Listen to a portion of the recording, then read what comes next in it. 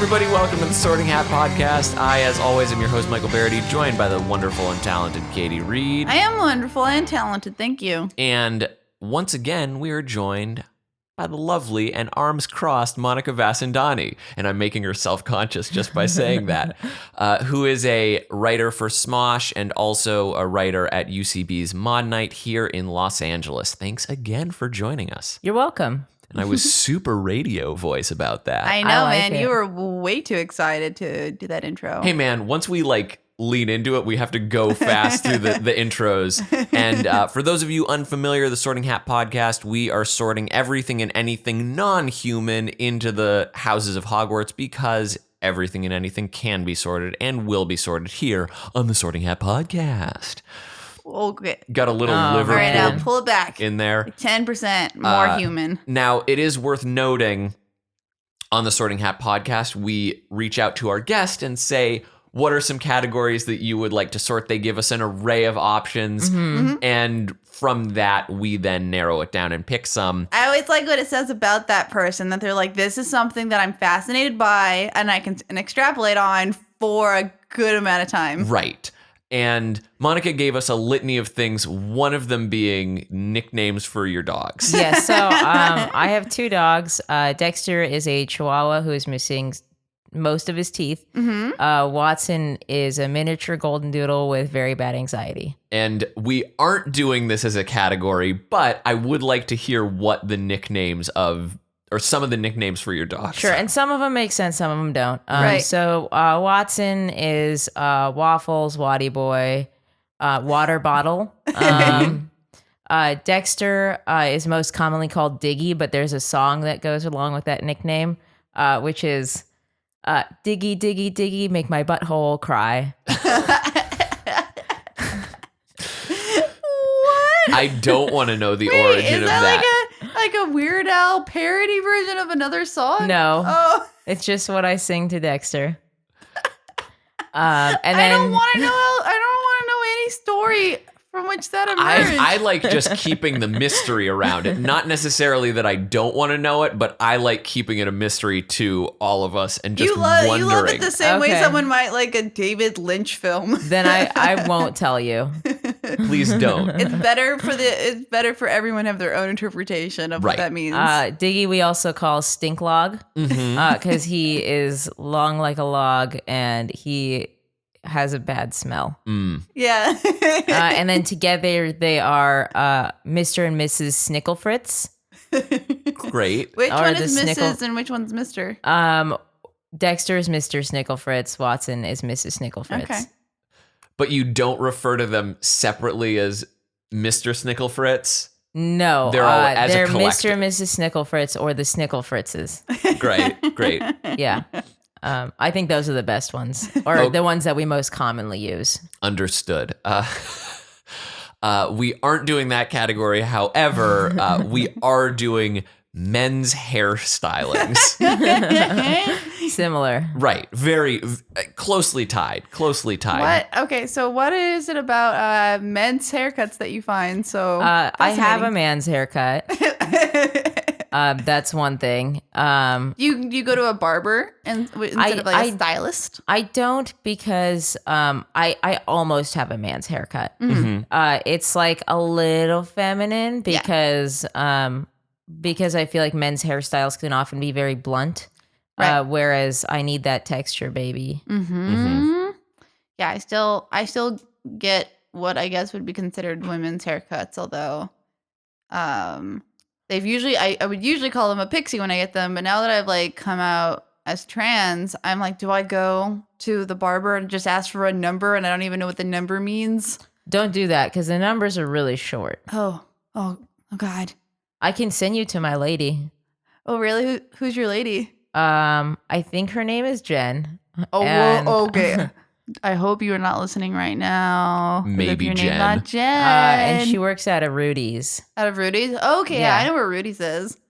I usually go to a place called Rock Paper Salon, and it's like between Echo Park and Silver Lake. And I love that every time you go, they give you a beer, and then they just tell you their crazy relationship stories. Oh, I hate it when they talk to me. So that's one thing I like about You're Jen no is that talk. Do you want talk or no talk while you're getting your hair cut? I'm usually a minimal talk person because it's always just small talk, and you're generally skirting the line of anything that is remotely interesting is also likely going to be some point of controversy, and anybody who's cutting my hair, I shouldn't be upsetting in any way. Oh, I'm afraid of them upsetting me rather than me upsetting them because I give them the money.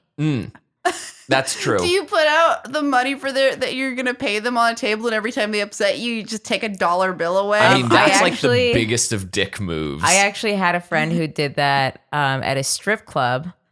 He laid out singles and then would take them away. I And hate however this many friend. were left, he crumpled and threw onto the I want to stage. punch your friend in the Oh, yeah, frickin' he's a real dick. face. I love that you set up that scenario, and then as soon as she took the bait, you're like, those people are assholes.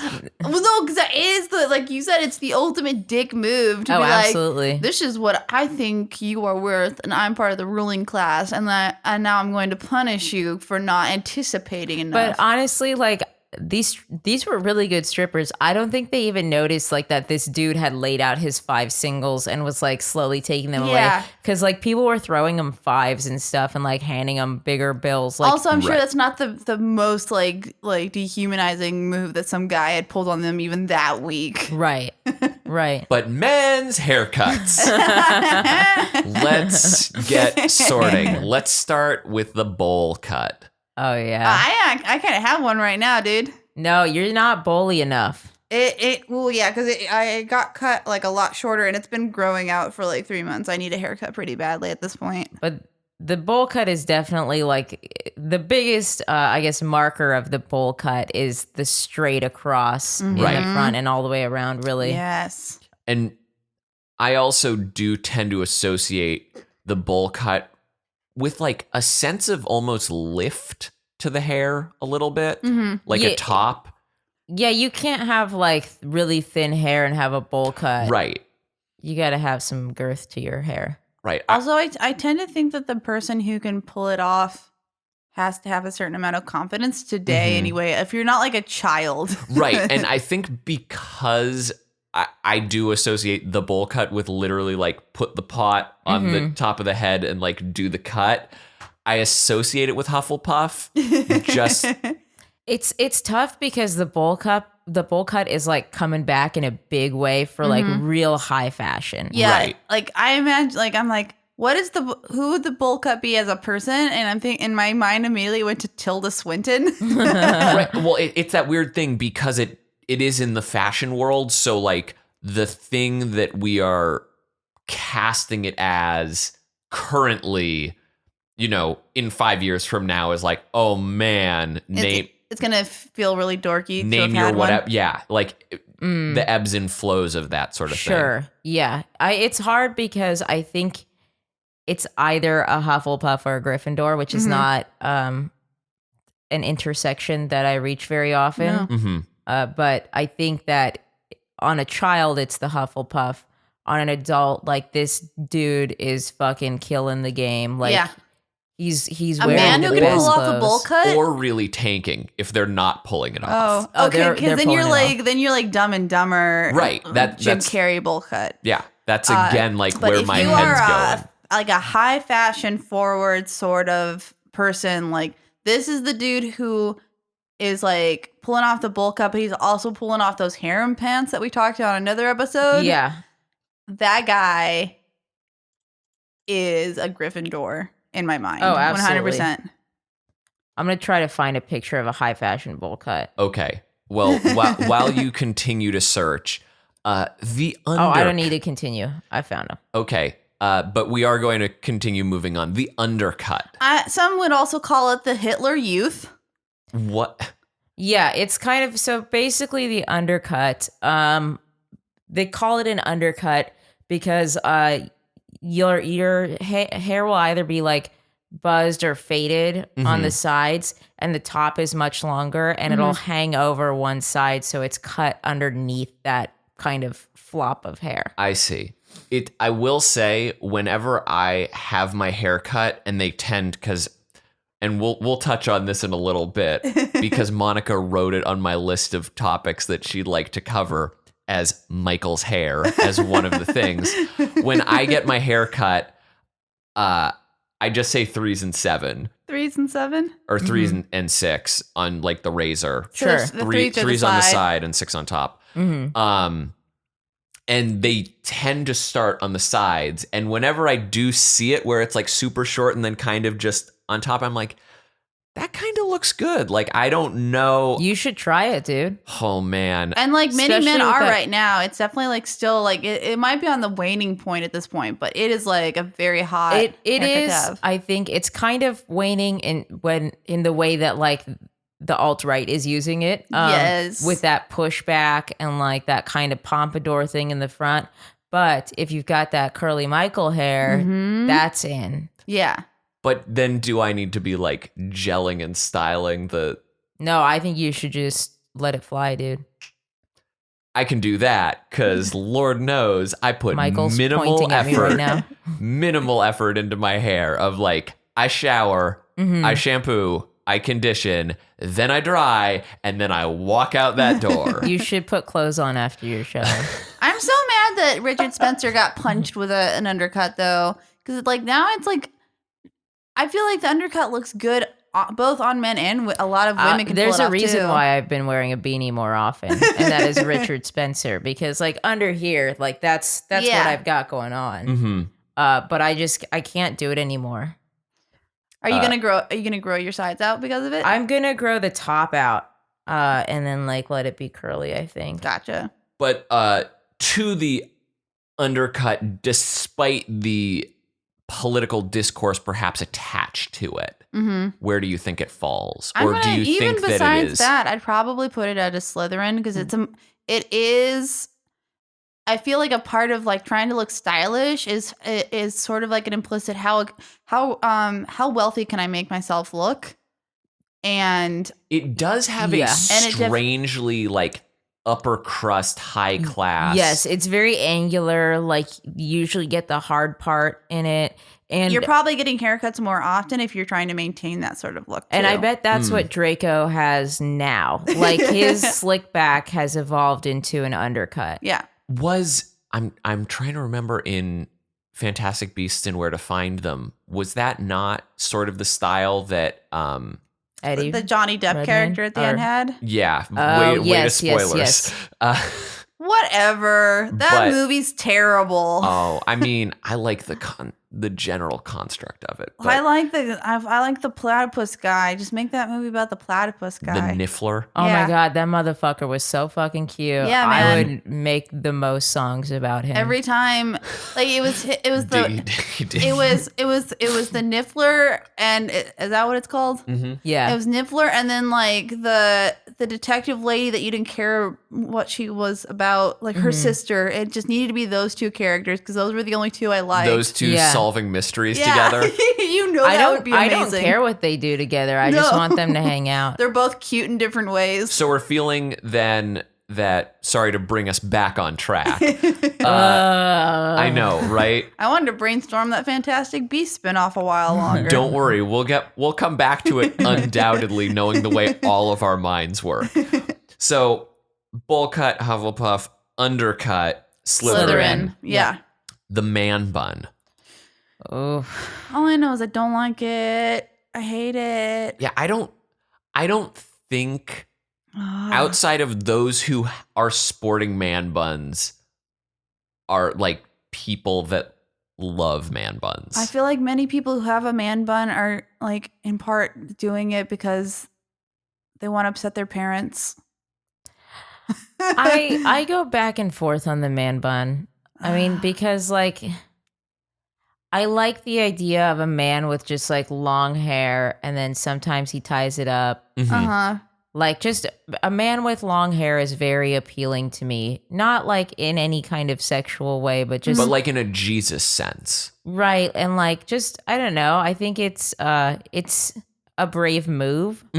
Or at least it was. It's definitely like very like you have to have so much confidence, and the man bun sort of guy usually does. Before you even finish that thought, it's already leading me to believe that the man bun is a Gryffindor. Mm-hmm.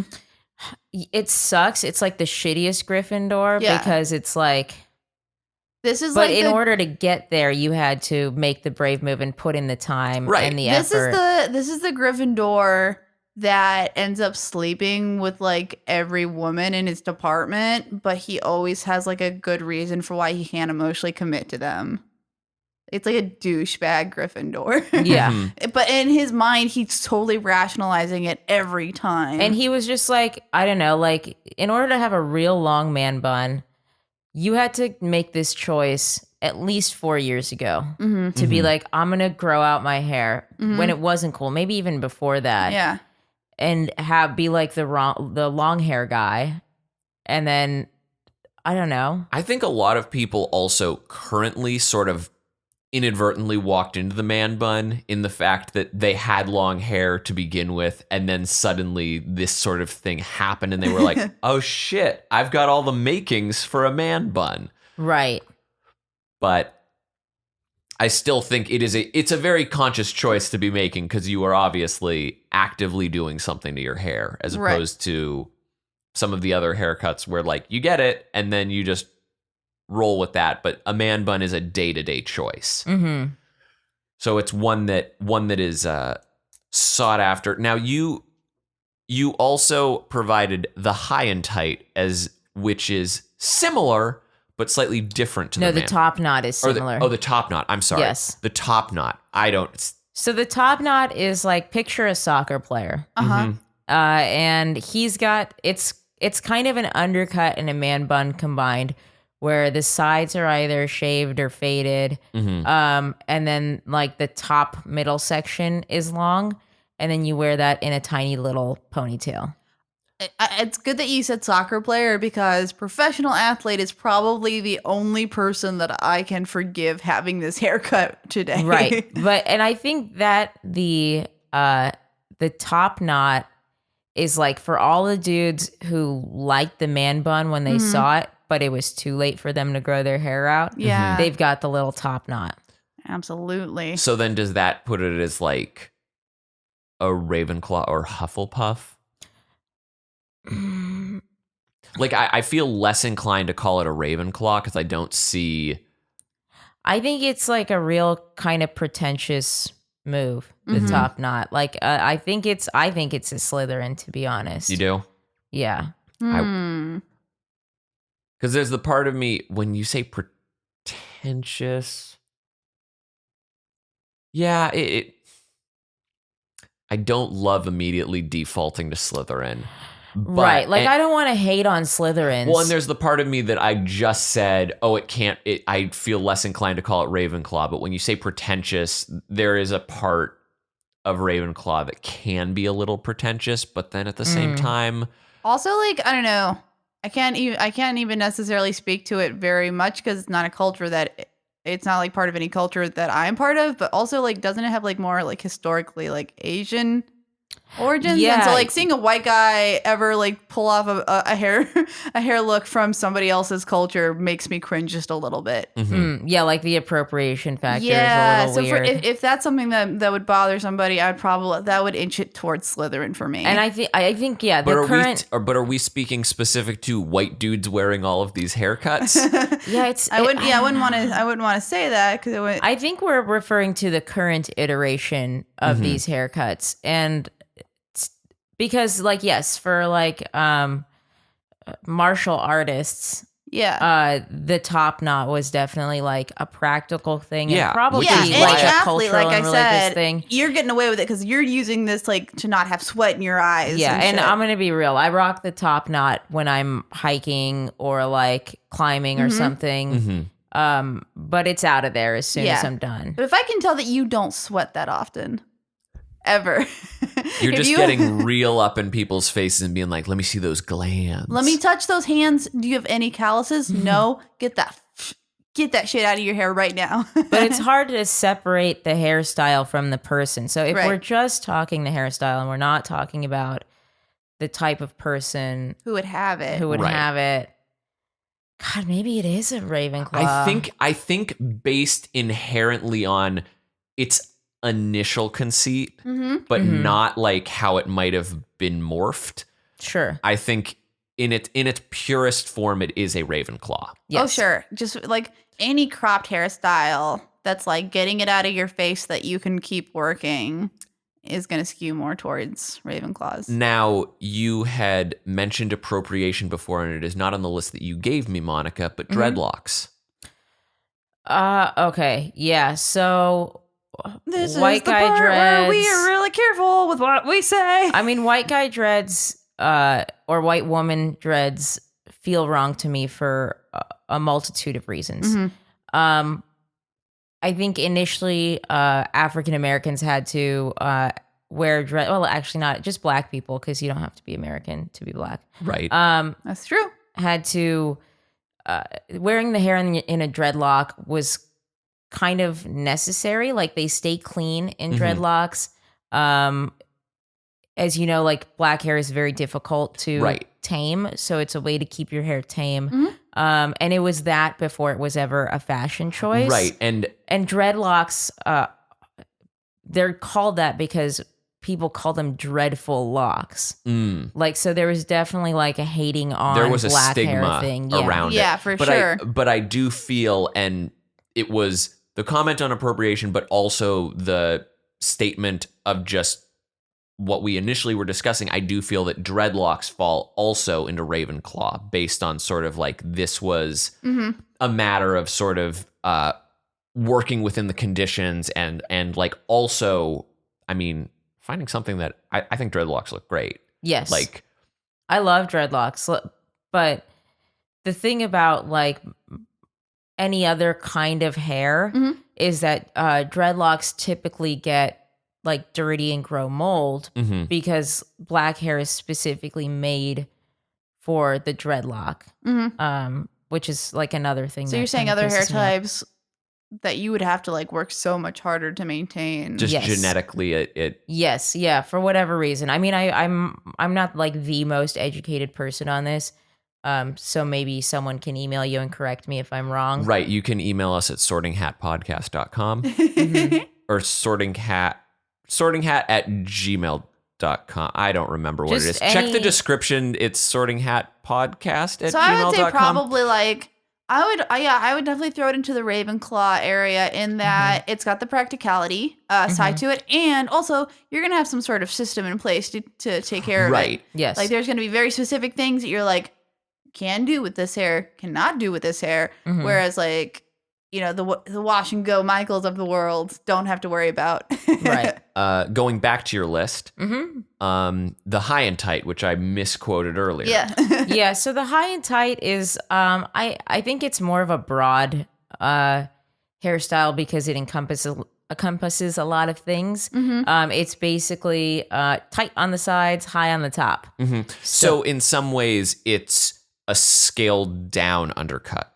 Yeah, it's like a flat top or a crew cut is kind of a type of high and tight. It's like your G.I. Joes to your Hank Hills all have like the high and tight going on. Right. I feel that that's a very straightforward cut. Yes. That I don't mean to be repetitive, but I feel like Ravenclaw takes that one as well. It's what you do when you ask for a 3 on the sides and a 7 on top. You're doing a high and tight. All right, now I know. Yep. I have a thing. We can cross both my... No, I want to talk about your hair right now. Oh, okay. Here we go. Drag her. Drag her. Because the way your poofiness works is that I know it's longer on top, but it presents longer on the sides and shorter on top, which is very funny to me. Oh, the fact that, yeah, I mean, it lays flat on and top it of my head. sticks out on the sides. Yeah. So what do you give it? A Hufflepuff? Yeah, you got that Hufflepuff You got hair. Hufflepuff hair. I probably do too. Oh. Yeah, you kind of do. No doubt. Like 30, I have like 30 paces. You can clock me as a Hufflepuff hair. Well, like you've also right now got the like wonderful swishiness going on with your hair that is allowing it to also kind of have like well-managed bedhead. Yeah. Like I'm like, you know, like Pikachu has like that one that comes before, like Pichu. I'm like the Pichu of what will evolve into an absent-minded professor sort of hair. I'm the baby version of that. And You're you're like, soft though. dude, my hair's always so soft. There's just a lot of it. You're away from your mic. I have a lot of hair. Yeah. Ladies. So jumping onto that buzz cut. Yeah, the buzz cut, the all around buzz cut. And that's just the same length all over. Right. Which is very dramatic. too short. So too shorting your eyes. Unless you're balding, in which case it's a smart move to get ahead of it. That's going to diverge us into the comb over. Which we'll get to, but first we gotta deal with the buzz cut before we can deal with the comb over, as you just slated it.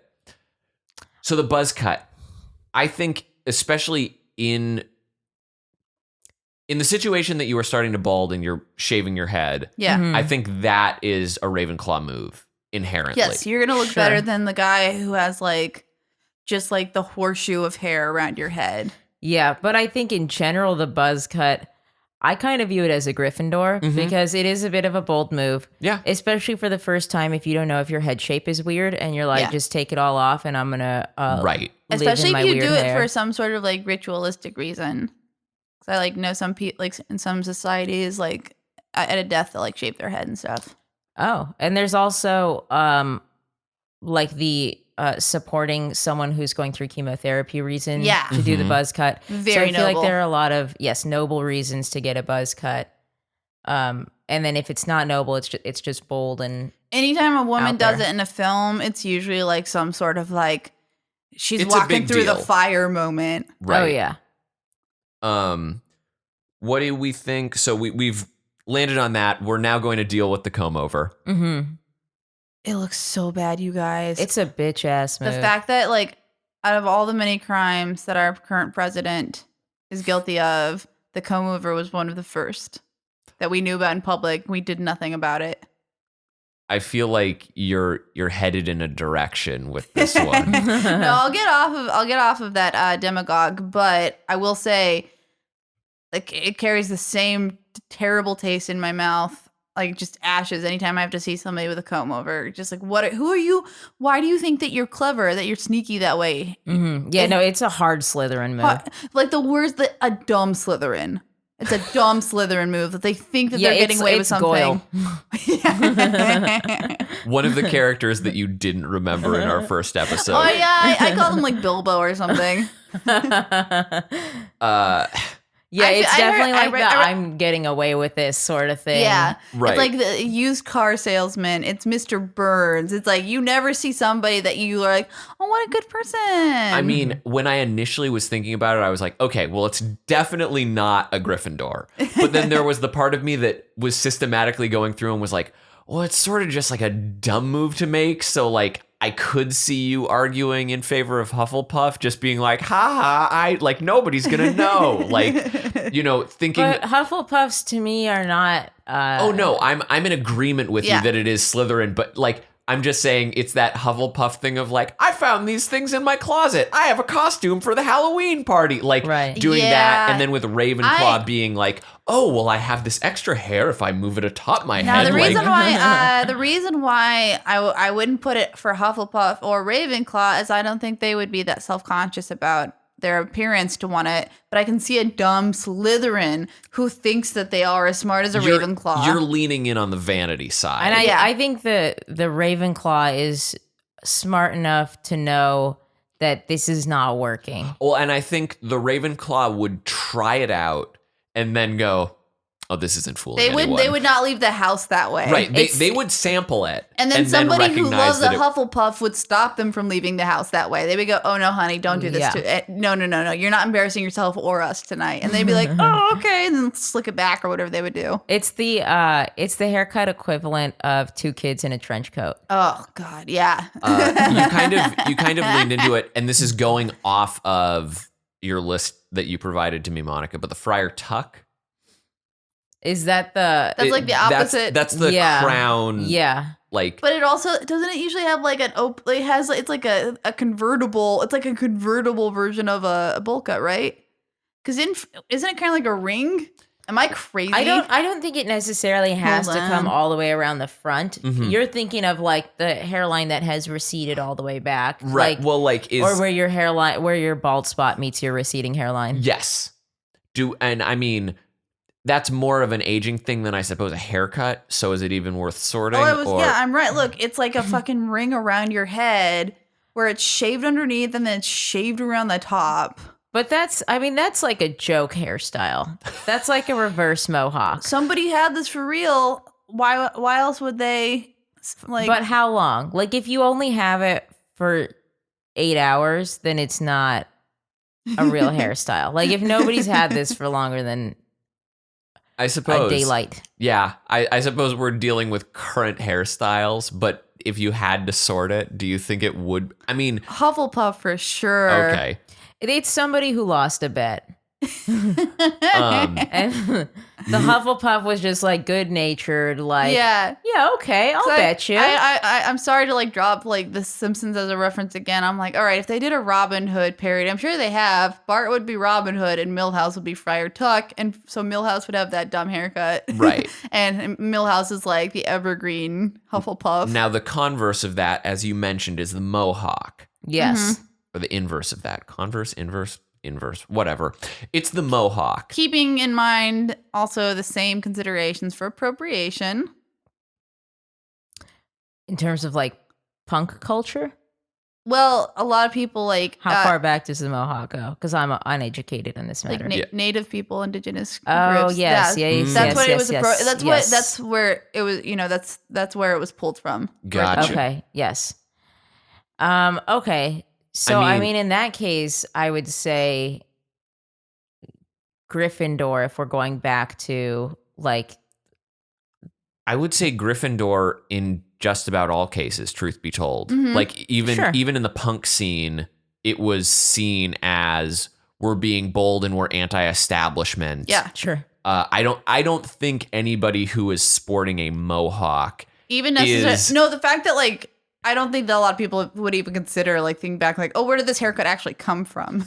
Right, but I'm just saying like anybody who is sporting a Mohawk is obviously a little bit brash, a little bit anti-fascist, Steven. As long as it's not like the real short Mohawk, because like if it's the Fauxhawk. It's still like a Mohawk because they still like shave it up high enough to where like they're not just like pushing the hair toward the middle. It's actually just growing there. But that is like a guy who teaches his pit bulls to fight. The Fauxhawk I feel is a Hufflepuff.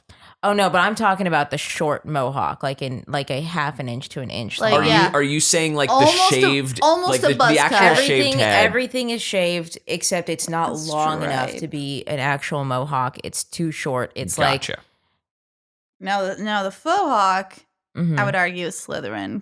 Really? Yeah, because it's just like it's like the official haircut of like the reality like talent singing contest host. See, it's like a Ryan Seacrest sort of like. But Ryan Seacrest is so like soft and genuine.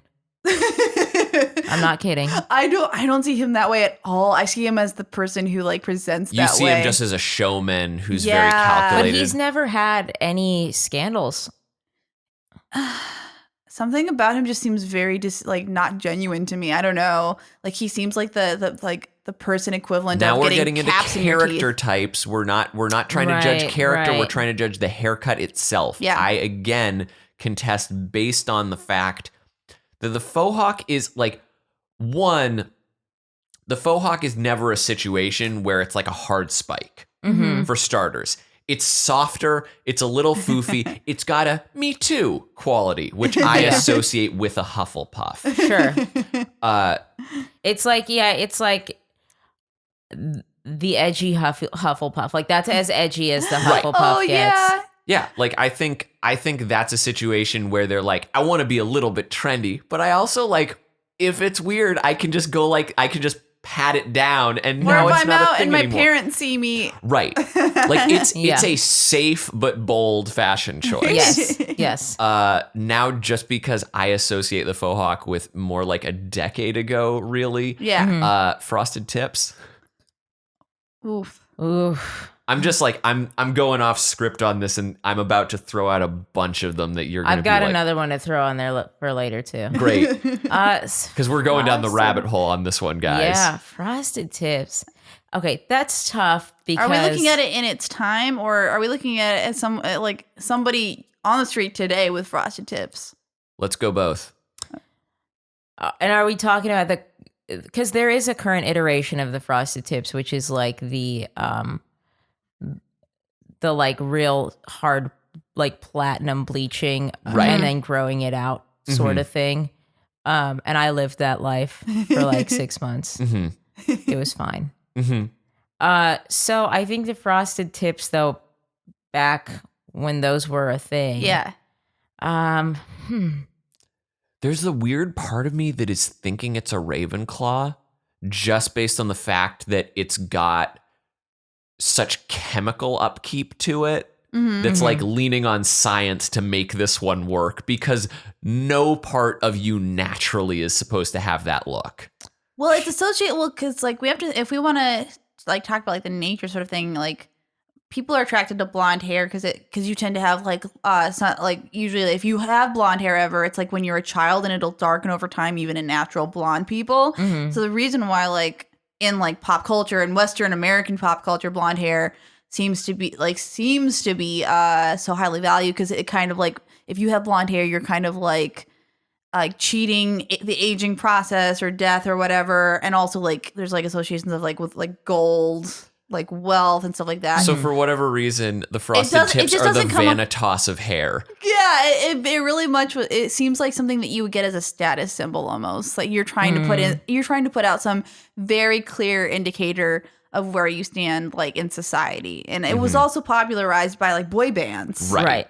I definitely associate it with like NSYNC. Yes. Yeah. With Justin Timberlake specifically. Yeah. Right. So I would put that for those like sort of like social climbing reasons, I would put the Frosted Tips as a Slytherin, like the going club. I saw you were headed there. Yeah. It's it's one of those things where it's very hard to separate the person from the hairstyle on its own. Yeah. But the hairstyle on its own also, like, while it's got the like science and chemicals thing going for it, that might push it in the direction of a Ravenclaw, it also makes no fucking sense. Like, why?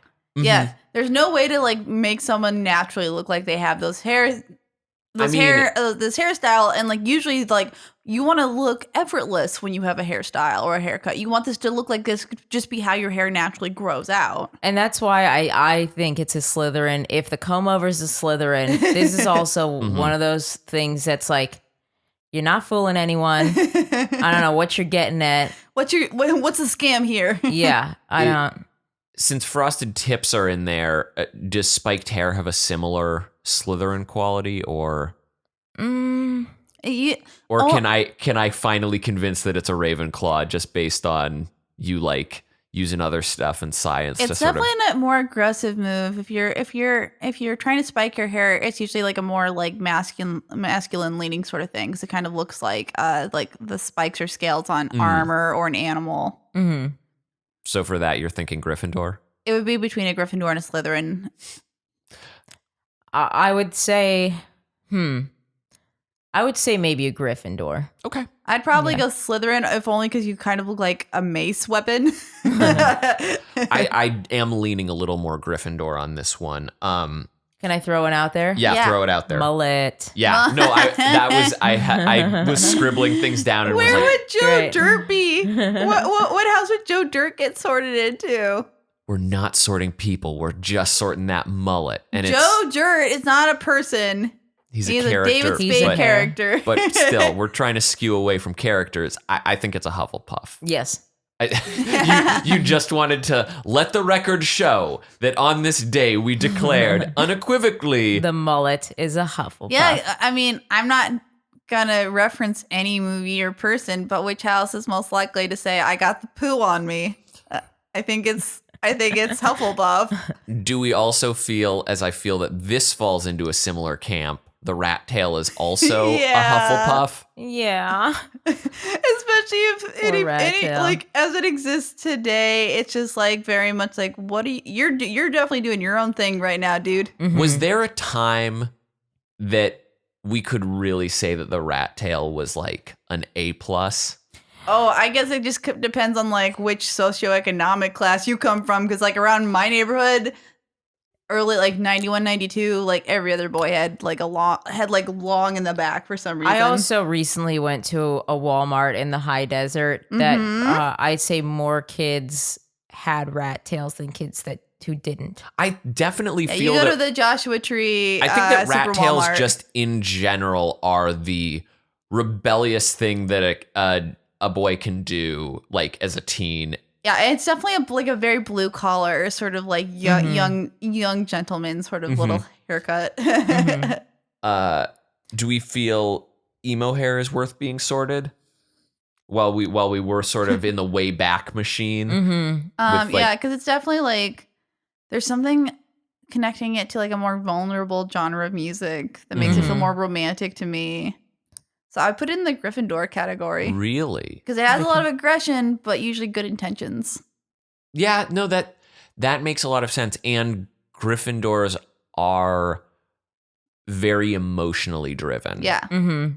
Yeah, but they're strong emotions. Like they're definitely, and they want to like send that out to the world. Mm-hmm. Yeah, and like I don't want to say like that punk or metal like necessarily would have connections to like white supremacy, but they are like way more likely to than emo, which tends to have like a lot of the same aggression, but not any of the sort of like like culturally like there are reasons why I may agree. It's usually like more like inward speculation. So we're landing on Gryffindor. I think so for the emo hair. Yeah. Okay. So if you have that haircut, you know where in Harry Potter it lives. All those folks listening to My Chemical Romance in Gryffindor house. Mm-hmm. They're rocking out the black flag or Welcome to the Black Parade, not Black Flag. Welcome to the Black Parade. At karaoke. Yeah, they're but then like secretly listening to Bright Eyes. Ooh, don't let any of your friends find out. Yeah. It's just one of those DL listens. Yeah. Like that's what headphones were made for. Right. Are there any other men's hairstyles that we feel should get a shout out? I mean, I personally, I feel like we hit the good ones and we hit stuff that's all across the board. What do you think? Honestly, just like... Where is the pompadour, like in the high and tight or the undercut? The pompadour kind of fits into the undercut. Yeah. Because most of the people who rock the undercut right now do that pompadour thing where it's a little higher in the front. Yeah. Mm-hmm. So yeah, I think it fits into that same family. Okay. Gotcha. I kind of like have a different feel for it because like I romanticize it with like the 50s and Elvis Presley and stuff. So I don't necessarily see Elvis Presley as a Slytherin. But again, the crossover between Slytherin and Gryffindor is like it's such a so hazy razor line. thin, yeah. So I mean, like if you wanted to be like Pompadour's a Gryffindor and Undercut's a Slytherin, like we can play that game. We're splitting hairs. Thank you. All right, and on that, I'd like to. Everyone Katie's stop left. high-fiving me. Oh, God. I'd like to tell Katie is People just who aren't high-fiving even themselves part of right it. now. Yeah. Wow. I'd like to tell Katie to leave the room and thank Monica Vasandani for joining us once again. And I won't be leaving. Okay. No, that's fine. I brought cellophane to crinkle for the next 40 minutes. So if we could just record that. Okay, sure. That'd be great. Thank you for joining us. We can see you where? In Michael, but no, I'm not going to do that. I write for Smosh, and then I write for a UCB LA Maude team, and that's the third Wednesday of every month at UCB Sunset at 8:30. Yeah, great. And you can follow you on Twitter at Monica Vas. Great. You can follow me at Belated Media. You can follow Katie at That Katie Reed. Yeah, if you want to come and give me a high five digitally for that really great joke that I made, I would really appreciate it. Yeah, and we will. You will hear us all again on the Sorting Hat podcast. Thanks again for listening.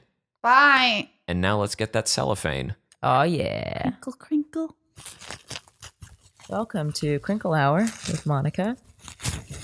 What you're hearing is a very nice piece of Glad brand cellophane being crinkled by Monica's hands. This is like ASMR. Oh yeah, somebody's got a boner right now. I'm gonna give you a haircut. On the left. On the right. I love you more than your real wife.